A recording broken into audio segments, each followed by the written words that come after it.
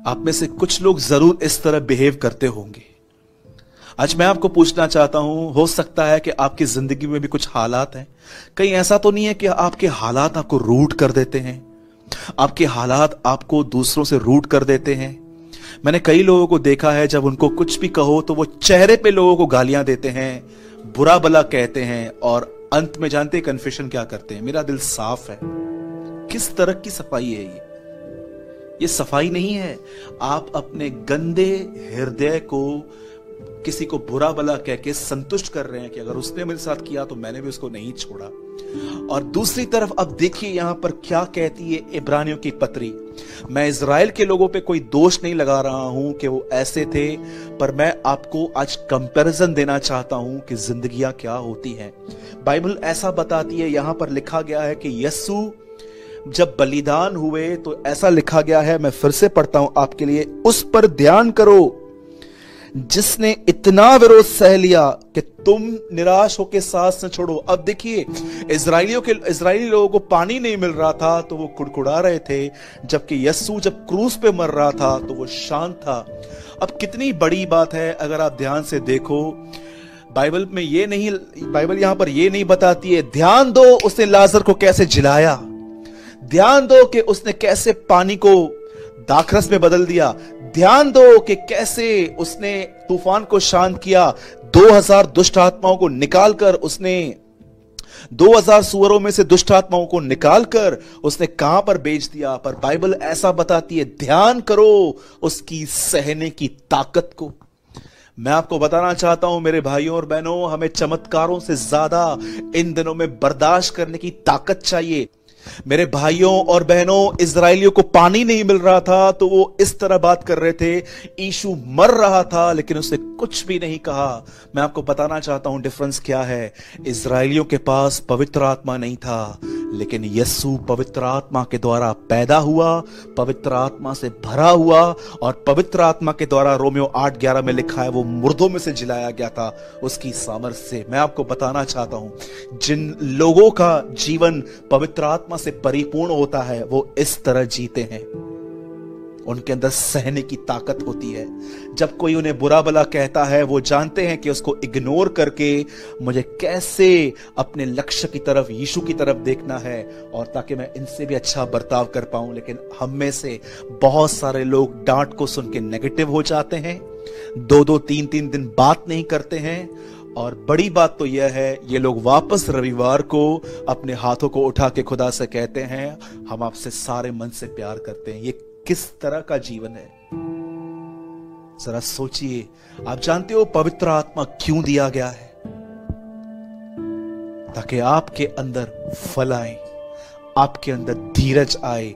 आत्मा के फल यह है, प्रेम, शांति, आनंद, धीरज, विश्वास। मैं आपसे पूछना चाहता हूं, जब आप पवित्र आत्मा के साथ संगति करते हैं वचन को पढ़ने के द्वारा, प्रार्थना करने के द्वारा, तो जानते हैं वो क्या करता है? वो आपके अंदर से आपको परिपूर्ण करता है, और उस परिपूर्णता में आपके अंदर उसके फल जाहिर होते हैं, और एक फल है धीरज। आज देखिए मसीहत के अंदर लोग कैसे झगड़ा कर रहे हैं, एक दूसरे को एक्सपोज कर रहे हैं, तूने ऐसा किया, तूने वैसा किया। आपको लगता है ये पवित्र आत्मा से भरे हुए लोग हैं? ये पवित्र आत्मा से नहीं, ये सिर्फ ज्ञान से भरे हुए लोग हैं, और बाइबल इन्हें फरीसी कहती है।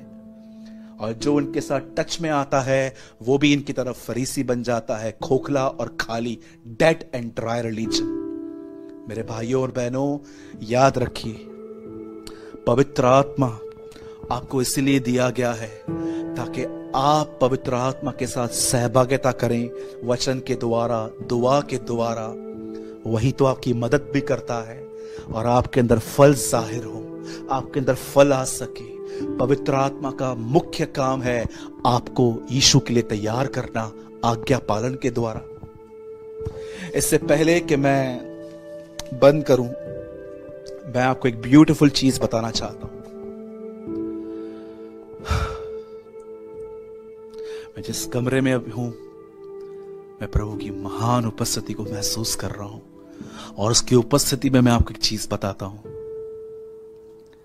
जैसे इब्राहिम को अपने बेटे के लिए एक दुल्हन की जरूरत थी, वैसे ही परमेश्वर को अपने बेटे के लिए एक दुल्हन, एक अच्छी कलीसिया का इंतजार है।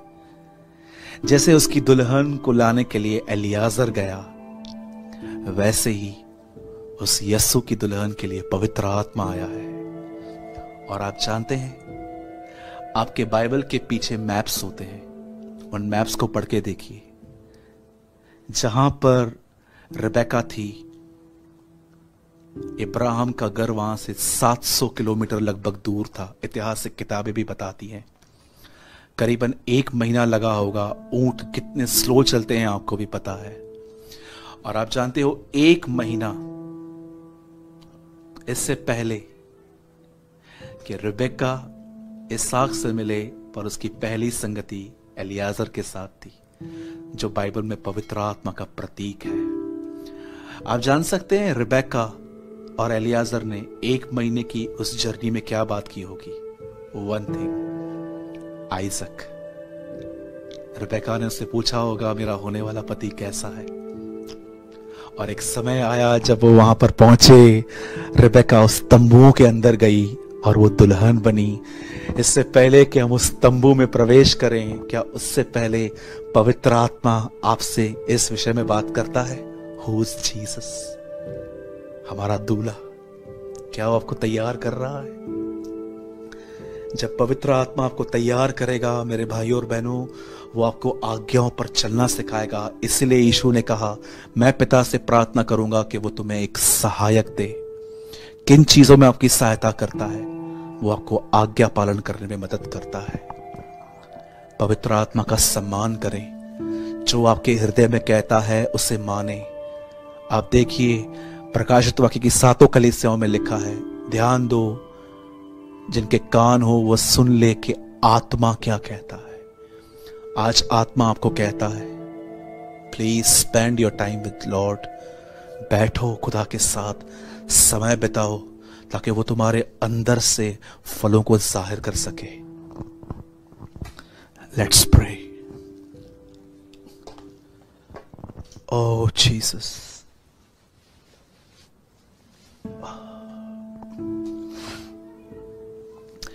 पिता, मैं यीशु के नाम में आपके पास आता हूं।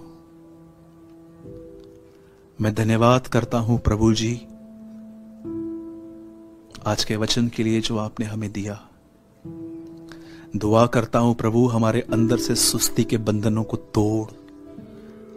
दुआ करता हूं प्रभु कि हमारे अंदर पवित्र आत्मा की सहभागिता की भूख और प्यास जगा, कि जब हम कलाम मुकद्दस पढ़ें तब पवित्र आत्मा हमारे हृदय में हमें उस मेमने, उस यीशु का सही नॉलेज दे।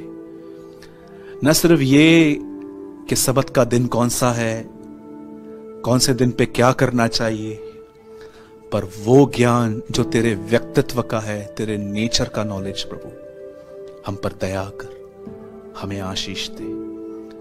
हम विश्वास करते हैं आपने हमारी दुआओं को सुना है प्रभु, और हम आपके साथ गहरी सहभागिता में जा रहे हैं।